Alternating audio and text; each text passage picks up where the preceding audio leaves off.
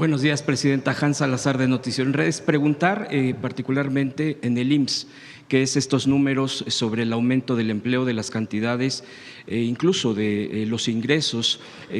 Antes se daba el outsourcing, bueno, existía el outsourcing.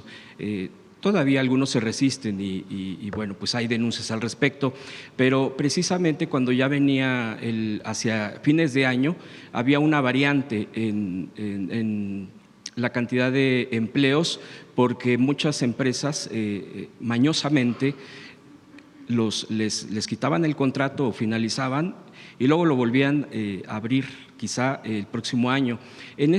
¿Cómo se comportan las estadísticas al respecto? Quisiera saber si tienen algún registro en este momento, por favor. Sí, gracias, presidenta. Sí, generalmente hay una parte de estacionalidad, como se le llama, es decir, algunas actividades que en el mes de diciembre disminuyen su actividad. Pero lo más importante sobre lo que se acaba de mencionar son aquellas empresas o aquellos empleadores que justamente en diciembre dan de baja a sus trabajadores y luego los dan de alta nuevamente en enero. Ese comportamiento que se ha estado combatiendo es muy perjudicial para las trabajadoras y los trabajadores, porque no solamente corren riesgo de quedarse sin vigencia en sus derechos y en ese sentido pues todo lo que significa, sino que también interrumpe la cotización, por ejemplo, del Infonavit. Entonces, una persona que va cotizando y va generando su historial para su crédito, pues esas bajadas tienen esa afectación. Una cosa muy importante, uno de los sectores que más contribuye a esa disminución de diciembre son las universidades privadas, que muchas veces identifican a algunos de sus profesores y profesoras como si fueran trabajadores eventuales cuando no lo son, que tienen un horario, cumplen las horas, son trabajadores que deben de ser considerados así, y entonces en estos periodos que son de vacaciones se les da de baja. Cuando se ha hablado mucho con ellos en el entendido que son vacaciones, no son periodos en donde se pueda interrumpir la relación laboral. Entonces, siempre cuando empieza el mes, tenemos que hacer un esfuerzo enorme para hablar, identificar quienes empiezan a dar de baja, para identificar dónde hay comportamientos inadecuados que puedan afectar a los trabajadores. Y particularmente, insisto, mucho de esto pasa en universidades privadas que tienen varios registros patronales y un número importante de trabajadores asociados. Gracias. Gracias. Presidenta, y sobre el fin de semana, el sábado, antier, este evento, este festejo por los 7 años de la transformación, pues nosotros, bueno, muchos, yo creo, presentes, cubrimos este evento. Fueron ríos de gente, muchos ya no pudimos pasar, incluso desde Bellas Artes. Hay 2 horas antes de iniciar el evento, de que iniciara, había los ríos de gente y ya era imposible pasar por ninguna de las calles aledañas al Zócalo. Yo quisiera preguntarle su sentir, su sentimiento. Lo vimos, lo escuchamos en su discurso, en los datos que dio sobre de estos 7 años, y que también es importante subrayar. Muchos medios han atacado, bueno, lo sabemos cuáles son, incluso pues han demeritado mucho el festejar 7 años. Dicen que pues eso está mal porque usted solo lleva 1 año, pero es claro que son 7 años de la transformación, es claro, de un movimiento. ¿Qué pudiera comentar su sentir después de este sábado y después de haber visto todo pues la presencia impresionante? Se daba una cifra de arriba de 600,000 presentes. No sé si hubo alguna variación y quisiera preguntarle este sentir. Primero, agradecer a todos y a todos los que vinieron el sábado. Muchas gracias. Vinieron de toda la República. Obviamente quien viene de fuera, pues no viene caminando, ¿verdad? Viene en vehículo y la gente se organiza. Lo digo porque para cualquier comentario adicional. Segundo, mucho entusiasmo, muchos jóvenes, muchísimos jóvenes. Organizaron una marcha, pero además otros jóvenes que llegaron por su cuenta, organizados, muchas familias, mucha alegría, la gente estaba contenta. Y también combativa, vamos a decir, en el sentido pacífico, de defensa de los logros, de las conquistas que ha tenido el pueblo de México en estos 7 años de transformación.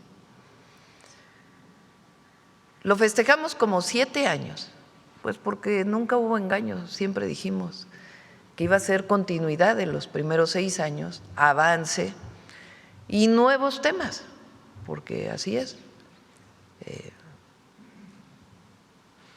Nosotros avanzamos en temas ambientales, temas de fuentes renovables de energía, mujeres, educación, nuevos esquemas para la media superior, nuevas universidades, además de las Benito Juárez.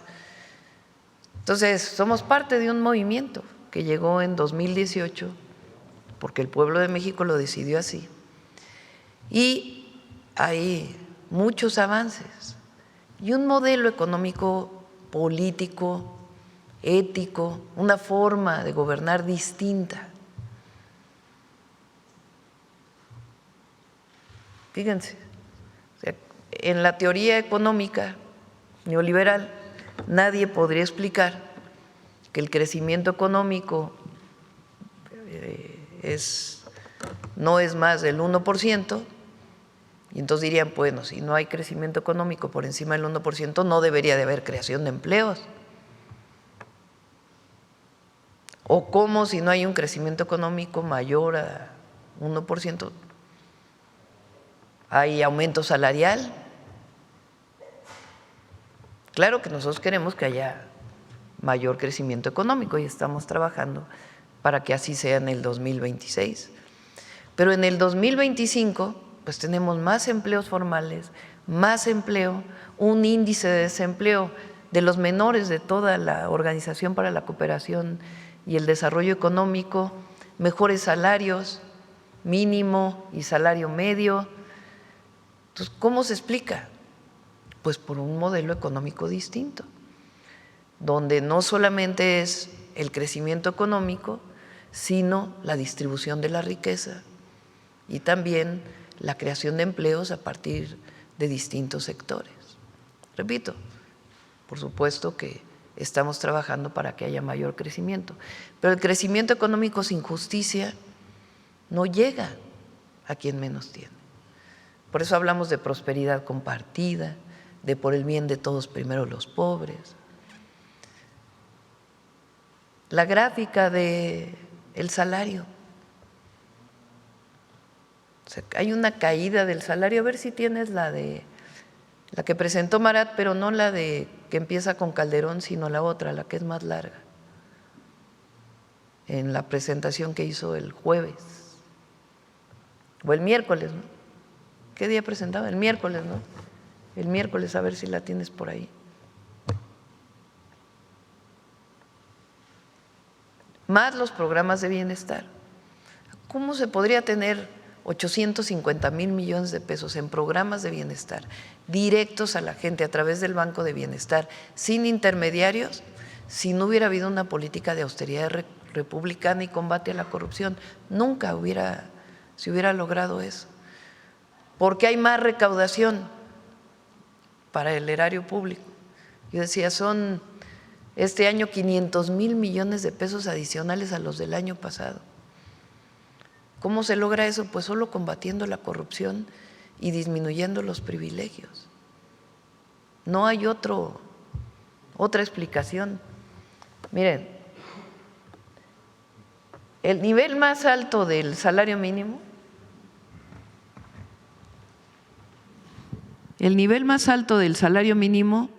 se logra en el 77. Si ponemos los pesos, como se llama, pesos constantes, al momento actual, pues entonces equivaldría a 410 pesos el día, las 8 horas. El nivel más alto de salario mínimo de toda la historia de México, 76, 77. ¿Cuándo inicia el periodo neoliberal? El periodo neoliberal inicia a finales de 1982 con Miguel de la Madrid. En diciembre de 82 él entra al gobierno. Entonces, en el periodo neoliberal, digo, aquí viene del 76 al 82, este es el periodo de López Portillo. Aquí hay una primera caída, esa caída se da porque se caen los precios del petróleo. México aquí descubre Cantarell y otros yacimientos petroleros. Decía López Portillo que el problema para México iba a ser cómo administrar la abundancia. Nada más que hubo muchos recursos y no hubo ni ahorro,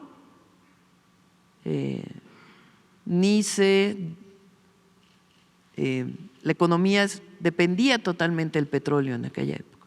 Se cae el precio del petróleo y viene una primera caída del salario mínimo.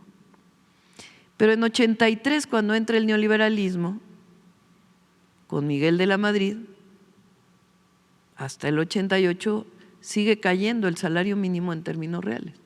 ¿Qué quiere decir que caiga el salario mínimo? Que alcanza para comprar menos. Había inflación muy alta, aquí la inflación llegaba hasta más de 100%,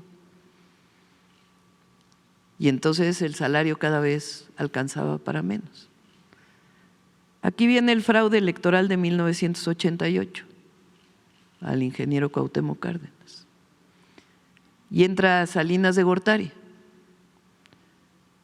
Y con Salinas de Gortari hasta el 94 sigue cayendo el poder de compra del salario mínimo. Es decir, disminuye el salario mínimo.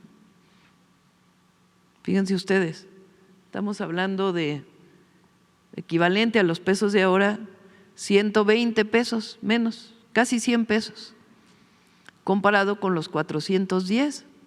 Quiere decir que el salario mínimo cae 4 veces. Y a partir de la entrada o sale Salinas, viene la famosa crisis del 94, y este es Zedillo hasta el 2000, Fox,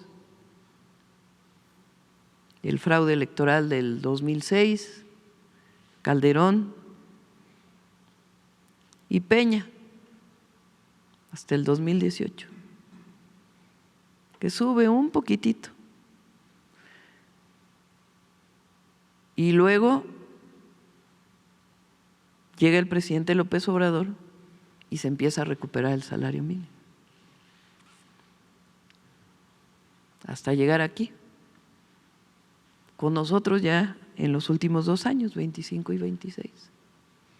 Y el objetivo es llegar a 440.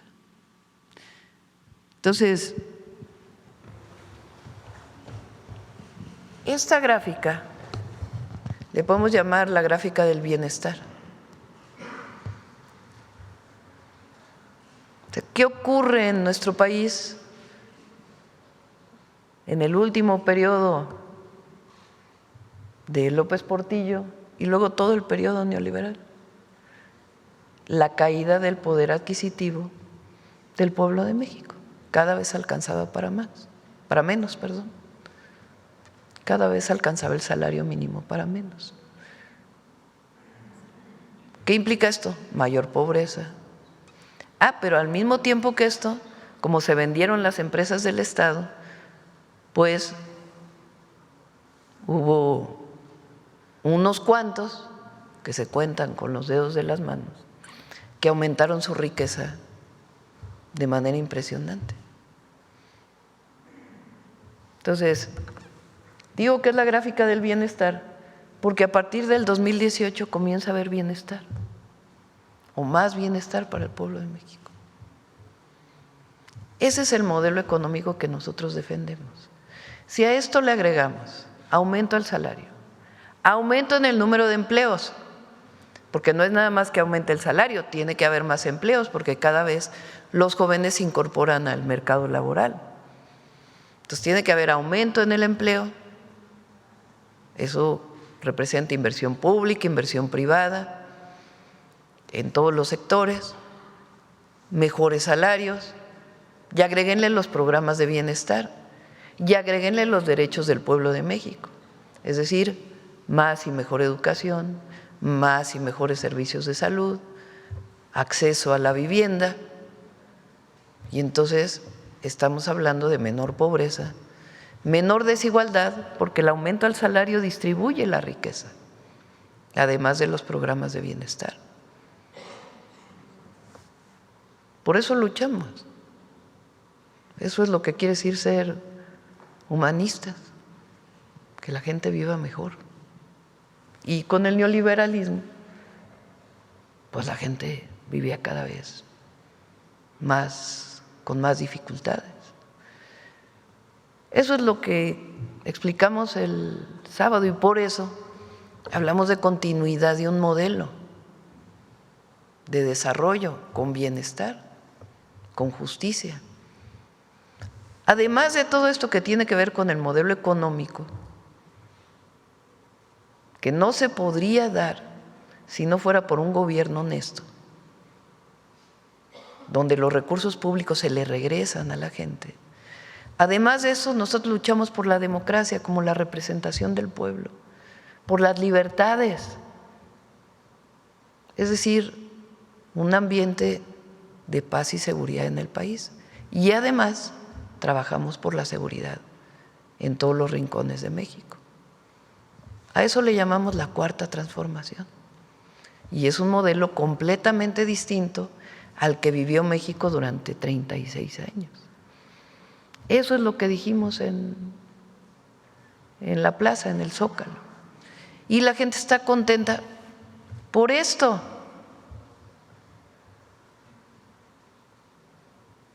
Porque 32 millones de familias reciben de manera directa, sin intermediarios, sin pedirles que voten por nadie, sino sencillamente porque es un derecho, un apoyo social. 13 millones de adultos mayores, una pensión universal. Decía yo que les platiqué una vez que en campaña un señor en Coahuila se acercó y me dijo, un campesino, mándele saludos al viejito, ya ven que así le decían al presidente López Obrador. Mando disculpas. Mándele saludos a nuestro viejito porque dígale que nos dio de comer. Esa es la pensión para adulto mayor para muchas familias. Entonces, sí estamos orgullosos de la cuarta transformación. Y el pueblo de México, en su gran mayoría, está orgulloso y orgullosas del momento histórico que estamos viviendo. Esa es la transformación, el cambio profundo que está viviendo orgullosamente nuestro país. En las entrevistas hubo gente que decía, dígale a la presidenta que nunca se dividan. ¿Que nunca? Ah, sí, ¿no? Pues eso querían, que había algunos del viejo régimen o comentócratas que recibían apapachos del viejo régimen, que tenían la ilusión de que llegara a la presidencia y dijera, tiempo nuevo, ya no queremos saber nada del pasado de López Obrador. Porque así eran los gobiernos priistas. Cada sexenio que llegaba, estaba prohibido hablar del expresidente, porque imagínense. No, el objetivo era diferenciarse del anterior. A nosotros, al revés, nos da orgullo ser parte del mismo movimiento. Si gritamos en las plazas, es un honor estar con Obrador, ¿cómo no vamos a seguir defendiendo lo que fue el periodo de lucha y de la presidencia. Somos parte del mismo movimiento. Y por supuesto, con cambios, con nuevos programas, nuevos proyectos, pero en esencia los principios por los que luchamos, esos no cambian. Entonces, claro, ahora que dijimos no nos vamos a diferenciar y que hemos mantenido, que hubo elección al Poder Judicial, entonces sí, ¿cómo? ¿Pero qué dice la gente? No se dividan, no se dividan. Les digo que hay encuestas, una encuesta que vi hace poco, que la gente le preguntan, oye, ¿qué opina del periodo del presidente López Obrador? 80% está a favor. Y miren que sigue habiendo campaña contra él y contra nosotros. Presidenta, en otro tema, estuvo el actor Richard Gere en la FIL de Guadalajara, donde se expresó sobre usted, dijo que era increíble, era una mujer increíble, esto refiriéndose también al papel que ha tenido como defensa de nuestro país, como la postura de nuestro país ante también las diferencias que ha habido con el país del norte, con el presidente estadounidense. Aprovecho también para preguntarle sobre este tema, cómo se sintió en el sorteo de la FIFA. Vimos su alegría absoluta cuando saca el papel, bueno, el nombre de México, todo esto que forma parte de un sorteo, pero que también fue un encuentro con el presidente estadounidense y también con el primer ministro canadiense. ¿Cómo le fue? ¿Qué pudieron platicar? Si nos pudiera comentar algo al respecto. Ya el presidente estadounidense dijo que pues hablaron de temas de comercio, se avisora alguna reunión ya, digamos, protocolaria entre usted y Donald Trump, el presidente estadounidense Donald Trump. ¿Qué nos puede decir sobre esto? Y un comentario sobre lo que dijo el actor. Bueno, yo estoy convencida que México siempre tiene que buscar una buena relación con Estados Unidos. Por muchas razones. Uno, porque son nuestros vecinos. Dos, porque allá viven 40 millones de mexicanos y siempre tenemos que defenderlos. Y tres, porque es mejor llegar a acuerdos que confrontaciones. ¿Cómo se da esta relación? Pues con principios, sin subordinación. Y hasta ahora, en estos meses que lleva desde febrero a la fecha, que lleva el presidente Trump y nosotros, pues lo que hemos dejado claro es coordinación sin subordinación, respeto a nuestra soberanía, respeto a nuestra territorialidad, respeto a la soberanía en el sentido más amplio. El pueblo de México es el único que puede decidir cómo se gobierna.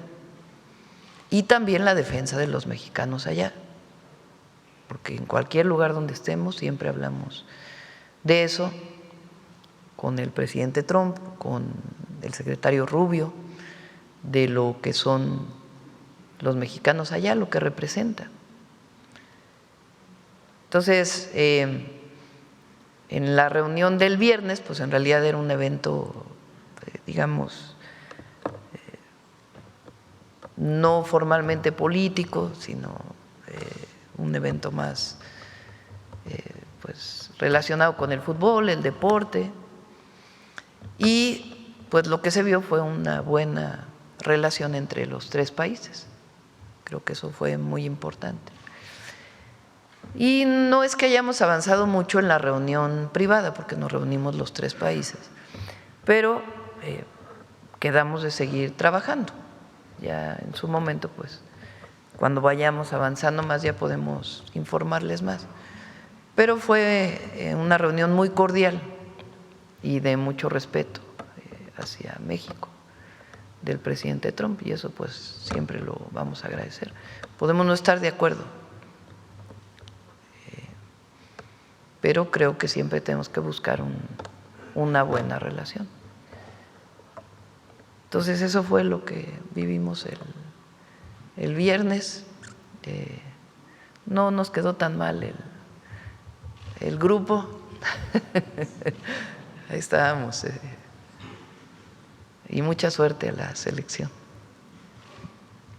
Por último, Presidenta, preguntarle la postura del PAN respecto a la aprobación de la reforma a la Ley de Aguas Nacionales ha sido muy concreta, pero también de acuerdo a lo que también se ha expresado aquí, se ha explicado sobre estos cambios a la ley, es contraria y dicen que es la privatización total, que el gobierno de usted se quiere quedar con todo. Hablan incluso de que va en contra, esa es la frase, en contra de la propiedad privada. Esa es ahora la postura de ellos, que todo se quiere controlar, centralizar. Quisiera yo preguntarle una respuesta y también preguntar otro tema, ya por último, ya que está aquí el secretario de Educación, si me lo permite, preguntarle sobre la situación de la Universidad Pedagógica Nacional, que aún se encuentra pues detenida por esta inconformidad de estudiantes y de algunos académicos. La postura del Partido Acción Nacional, la pública, lo que demuestra es una total ignorancia. Así lo digo con todas sus letras. Lo primero, no han leído la Constitución. El agua es un recurso natural que es un bien de la nación. Eso está desde la Constitución del 17. Porque ellos dicen que se atenta contra la propiedad privada del agua. Lo que dice la Constitución es que se puede concesionar. Entonces, ¿qué representa la Ley de Aguas Nacionales? Un ordenamiento de las concesiones. No se toca ninguna concesión, ninguna concesión. Pero lo que sí se dice es, tienes una concesión, ya no la vas a usar, ya no la puedes vender. Ahora tiene que regresar pues a la Conagua, al recurso de la nación, y después concesionarse. ¿Por qué es esto? Pues porque pasó durante muchos años, imagínense, un distrito de riego que tenía una concesión para riego agrícola o una persona que tenía una concesión para riego agrícola. Se vendía la tierra para uso habitacional y se vendía con esa concesión del agua y nunca se le avisaba a la Conagua que ya no era para riego, sino que era uso habitacional. ¿Qué diferencia tiene? Una se paga y la otra no. Entonces, el distrito de riego vendía su concesión en términos más sencillos, o transmitía su concesión, y el nuevo desarrollo habitacional no le pagaba agua a la Conagua por la concesión, porque el riego no se paga y en cambio el uso residencial sí, porque el riego pues es para producción de alimentos. Así está desde hace. Entonces, ¿qué se dice ahora? Bueno, si ya lo vas a cambiar, pues entonces avísale a la Conagua y la Conagua da la nueva concesión de manera expedita, rápida y transparente, pero garantizando que sepamos a dónde se está yendo el agua, que es un recurso de la nación por Constitución. ¿Qué otra cosa se limita?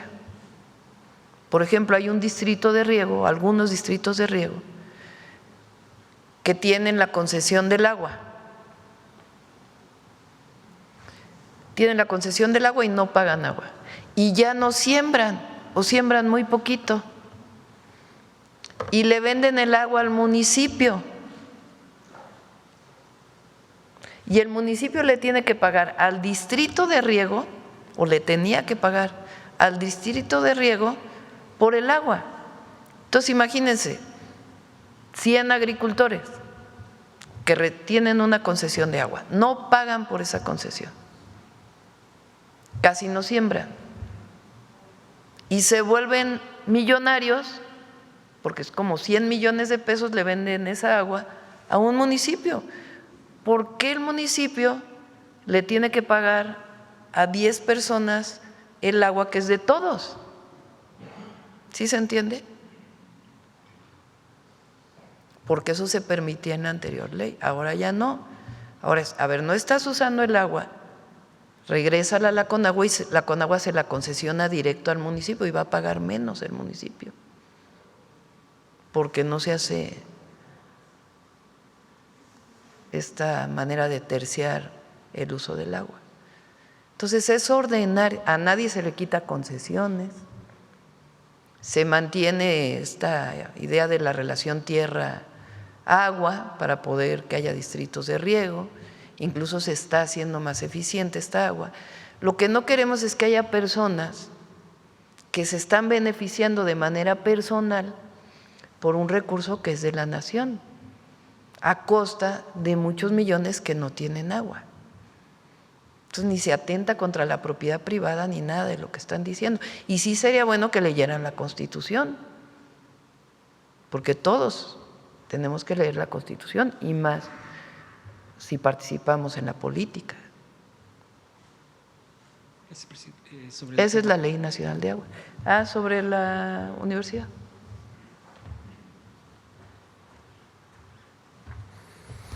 Bueno, primero decir que somos respetuosos del derecho a la libre manifestación de las y los estudiantes.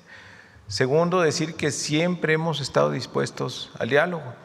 La rectora de la universidad, el subsecretario de Educación Superior, de hecho iniciaron las pláticas con la rectora, se dio un pliego petitorio, después ya no quisieron tener diálogo con las autoridades de la universidad, han surgido más pliegos petitorios, todos atendibles en cuanto a condiciones de la universidad que pueden ser mejoradas, los servicios, las instalaciones, todos muy atendibles. Después fue un poco compleja la comunicación, dieron un correo, luego llegaban otros correos electrónicos, no se quería formar una comisión de estudiantes, por fin se logró conformar una comisión, lo recibió el subsecretario de Educación Superior en un par de ocasiones y de repente los pliegos petitorios se convirtieron en un punto único que es la renuncia de la rectora. Entonces nosotros estamos dispuestos a seguir dialogando. Tenemos muchos correos, muchas peticiones también de los estudiantes que no quieren perder su semestre. Con justa razón quieren que haya un mecanismo, y así lo ha pedido la rectora, de que haya una evaluación de este semestre para que no se pierda. No sería justo que el esfuerzo de las y los estudiantes se perdiera. Yo creo que pueden convivir el derecho a la libre manifestación y el derecho a la educación que tienen todas y todos. Es un grupo pequeño el que está inconforme, pero estamos siempre dispuestos al diálogo y encontrar las soluciones y en estos momentos a salvar el semestre por la vía virtual. Se le ha pedido a los maestros también que califiquen para cerrar el semestre, ya terminaron clases la semana pasada, entonces creemos que puede solucionarse esta situación para que una universidad tan importante como la pedagógica, el plantel de la JUSCO, pueda retornar a clases. Una pregunta, secretario, nada más.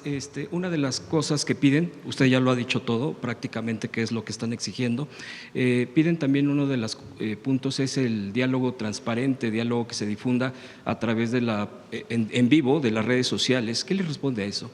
Sí, por supuesto que se haga. Nosotros estamos abiertos, incluso les hemos pedido que tengan la confianza, porque llegan con los rostros cubiertos.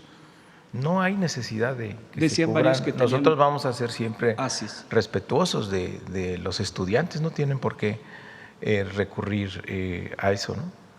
Okay. Sí, nosotros estamos, que sea abierto, que sea público el diálogo y transparente, ¿no?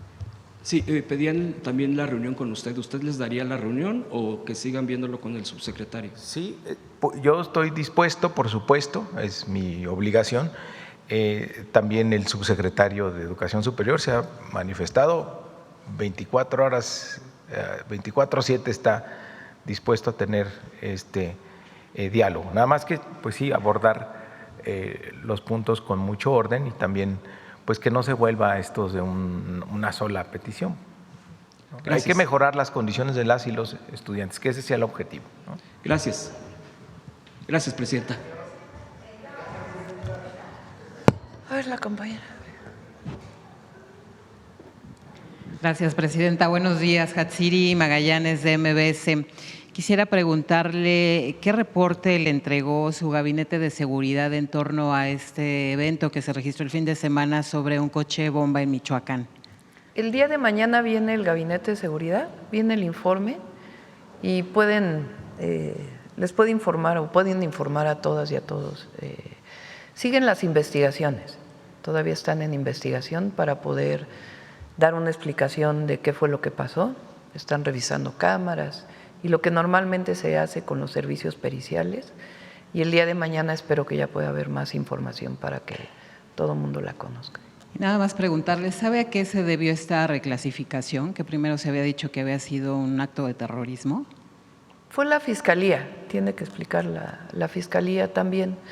Y todo tiene que ver, mañana lo pueden explicar, pero tiene que ver muy claramente cómo se clasifica un delito de terrorismo en México, qué quiere decir en términos del Código Penal o delincuencia organizada, y también saber exactamente qué pasó.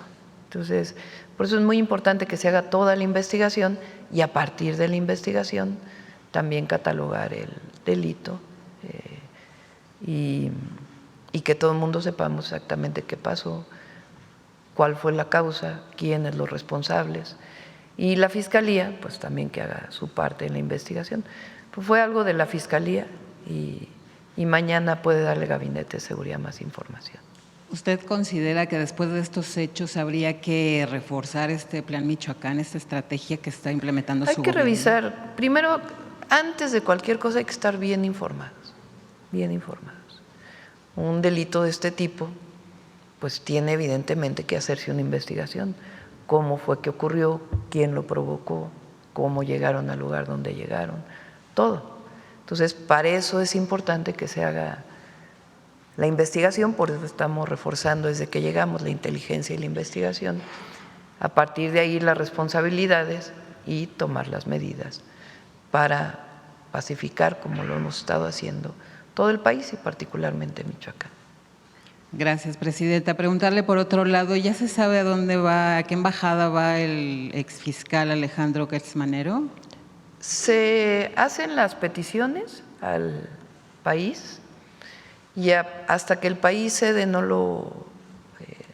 son tiempos, no es normal pues, se lleva su tiempo en que el país al que se está proponiendo acepta las credenciales y entonces ya se hace público. Es algo normal en relaciones exteriores. Es solo mero trámite. Sí, es parte del proceso que lleva relaciones exteriores. México, cuando proponen de otro país una embajadora a México, Relaciones Exteriores hace la revisión del embajador o de la persona que están proponiendo, se aceptan las credenciales y después ya el país lo hace público. Así se hace normalmente. Gracias, presidenta. Y en torno a esta reunión que tuvo con Donald Trump, usted, bueno, se ha dicho que se habló de comercio y demás, de seguridad no se habló, no es de esta información que se dio a conocer hace unos días de que uno de los hijos del Chapo Guzmán dijo que él había secuestrado al Mayo Zambada. ¿México le ha seguido exigiendo información a Estados Unidos en torno a este tema? Pues ahora le tocará a la nueva fiscal y no hablamos de ese tema, hablamos de muchas cosas. Y particularmente de comercio, de lo que tiene que ver con el TEMEC hacia adelante. Y ahí quedamos de seguir trabajando y se nombraron pues responsables para seguir trabajando, distintas áreas del gobierno de Estados Unidos que participan, del gobierno de México y del gobierno de Canadá. Pero no hablamos de este tema. Y sobre esta información con Estados Unidos, se ha dado a conocer que México va a entregar otro bloque de presuntos delincuentes a Estados Unidos. ¿Esto ya está confirmado? ¿Es así? No. Lo que hay es, cuando hay una petición de extradición y se detiene a una persona, y por ejemplo no tiene orden de aprehensión aquí, normalmente se deporta. Eso es lo que ha ocurrido en este tiempo.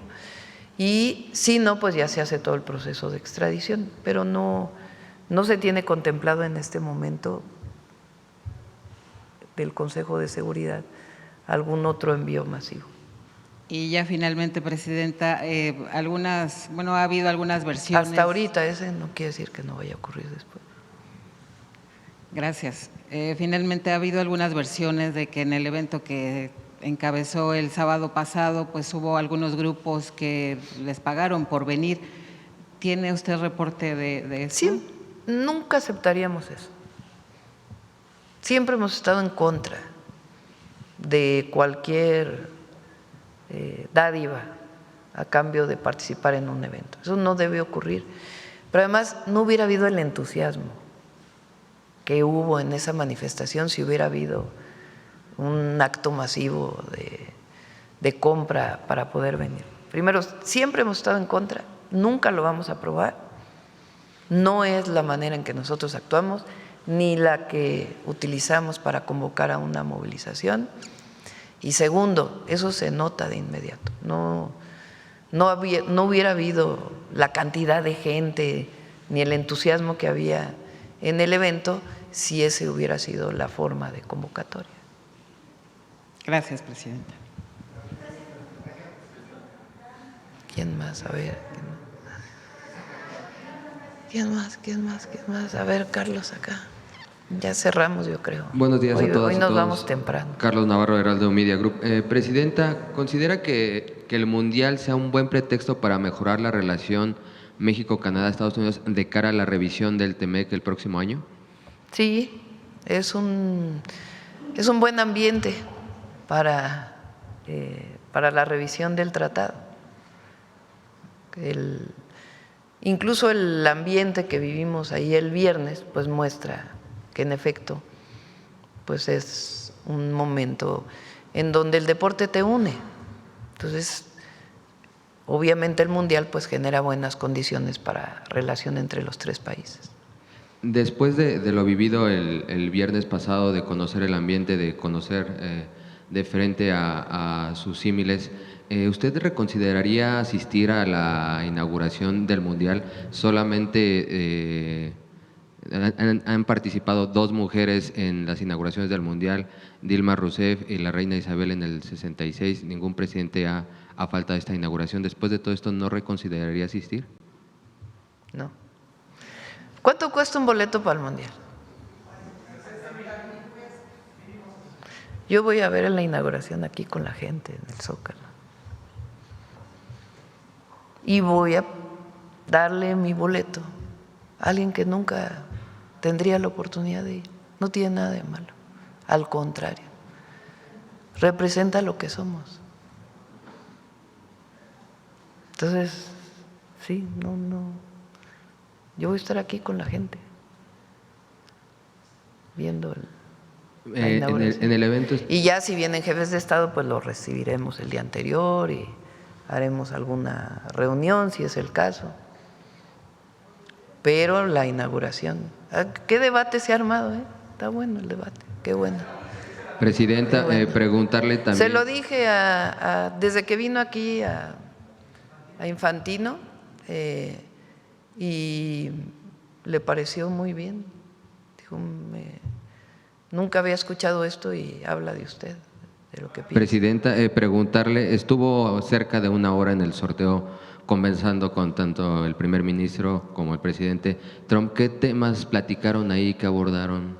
Nada, en donde estábamos en el palco, no era que si el equipo fulano de tal era bueno, que si el equipo este otro era mejor, que por qué cuando sacaron un papel no iba en el lugar que le correspondía, sino que era de otro grupo y por lo tanto iba en otro lugar.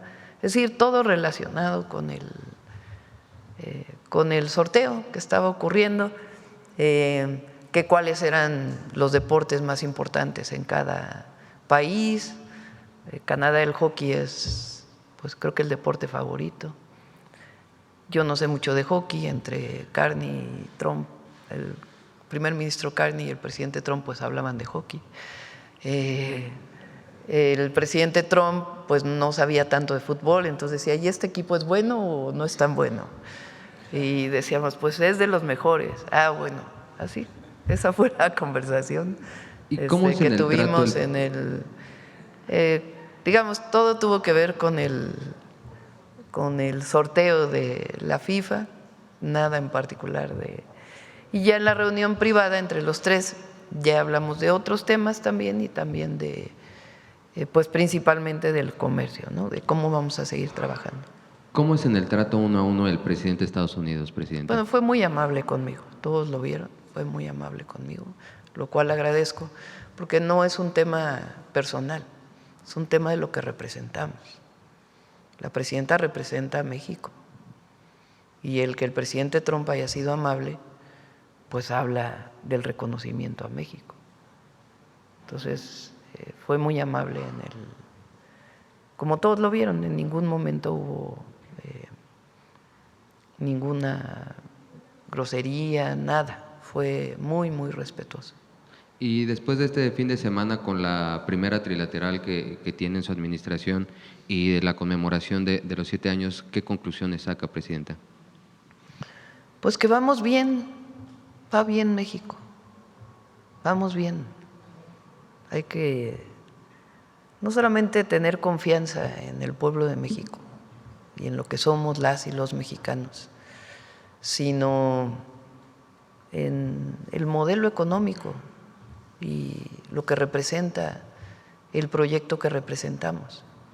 México le ha ido mejor con esta forma de gobernar y el fondo, lo que representa el proyecto. Y el año que entra nos va a ir mejor, porque va a haber más inversión.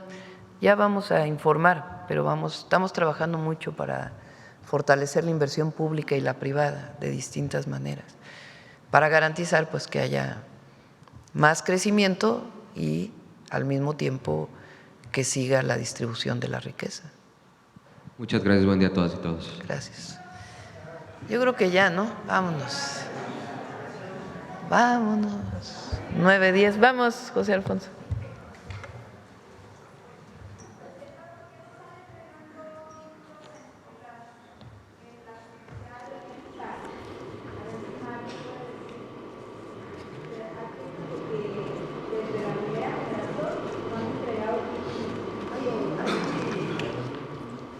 Pregunta Reina que por qué no se están entregando títulos en las universidades del bienestar. Sí se están entregando títulos. Hay algunas universidades, como lo planteé aquí, que tienen algunos problemas con la trayectoria que han tenido los estudiantes. Puede venir un día Raquel Sosa, le invitamos, para que hable de las universidades del bienestar Benito Juárez. Pero sí se están entregando títulos. Mario, no sé si quieras comentar algo más. Hay todo el tiempo entregas de títulos, ceremonias de titulación que son muy, muy bonitas, muy emotivas, pero no tienen ningún problema el proceso de titulación de las universidades del bienestar Benito Juárez, ¿no? Si hay ahí algún plantel que te lo hayan manifestado, con mucho gusto lo revisamos. Pero sí he escuchado que han preguntado y cada que preguntan revisamos y no, vamos muy bien. Y cada vez tiene más alumnos ese sistema de universidades. No.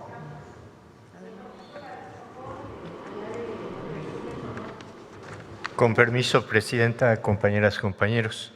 Hoy, un personaje muy importante del muralismo mexicano estaría escuchando las mañanitas. Hoy, hace 139 años, es decir, en 1886, nacía Diego Rivera en Guanajuato.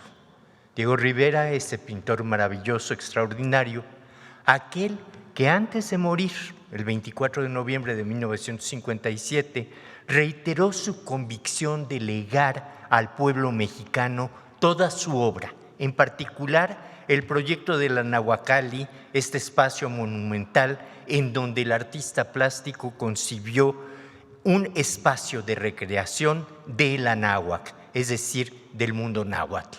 Diego Rivera decía en esa ocasión, antes de fallecer, devuelvo al pueblo lo que de la herencia artística de sus ancestros pude rescatar. Y es así.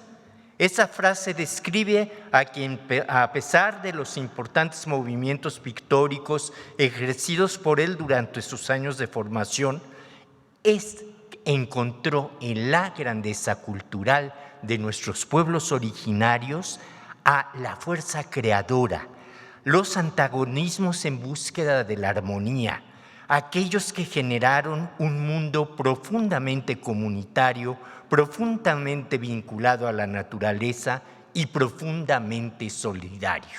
No sé si ustedes sepan que Rivera en 1926 creó una logia masónica espiritista a la cual denominó Quetzalcóatl. Es a partir de ese momento que empieza a redescubrir la grandeza de los pueblos originarios y empieza a plasmar los murales que muchos de nosotros conocemos. Gracias a ello, a esa memorística recuperada, tenemos en el Palacio Nacional sus grandes obras. Veamos el día de hoy la cápsula que, con motivo de su cumpleaños 139, hemos preparado sobre el gran Diego Rivera. Adelante.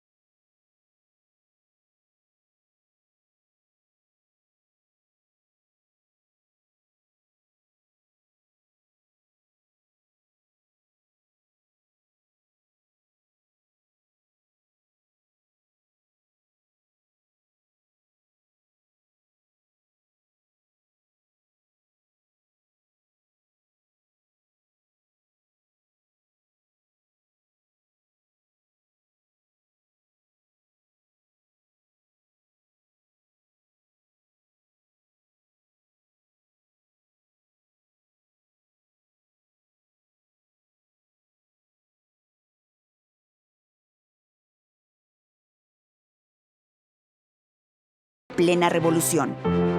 Regresó a México para las fiestas del Bicentenario y presenció el derrumbe de la dictadura porfirista y el nacimiento del primer movimiento social del siglo XX, la Revolución Mexicana.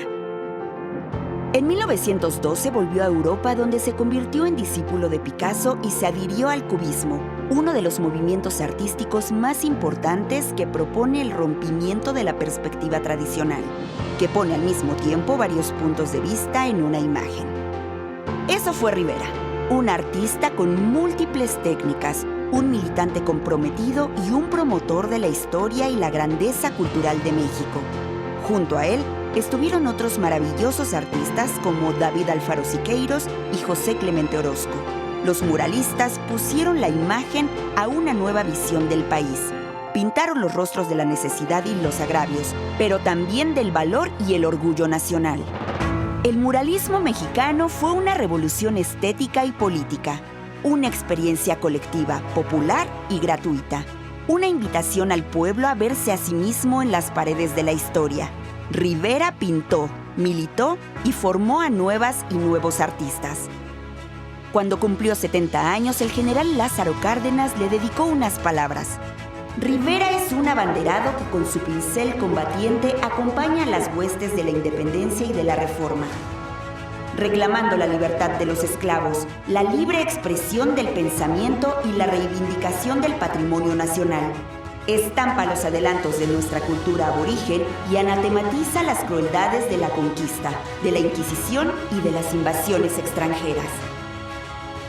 Diego fue fundador y promotor del nacionalismo cultural, junto con Frida Kahlo y un grupo de artistas que por primera vez volteó a ver a México, sus regiones, el pueblo mexicano, los colores y los pueblos indígenas. Rivera puso el arte al servicio de la patria. Fue un artista de su tiempo, heredero de tradiciones nacionales y mundiales. Fue tradición y vanguardia, sin duda, un referente artístico del humanismo mexicano.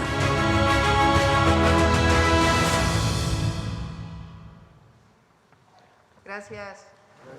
Me dice Raquel, manda saludo a Raquel, que se ve que está pendiente de la mañanera.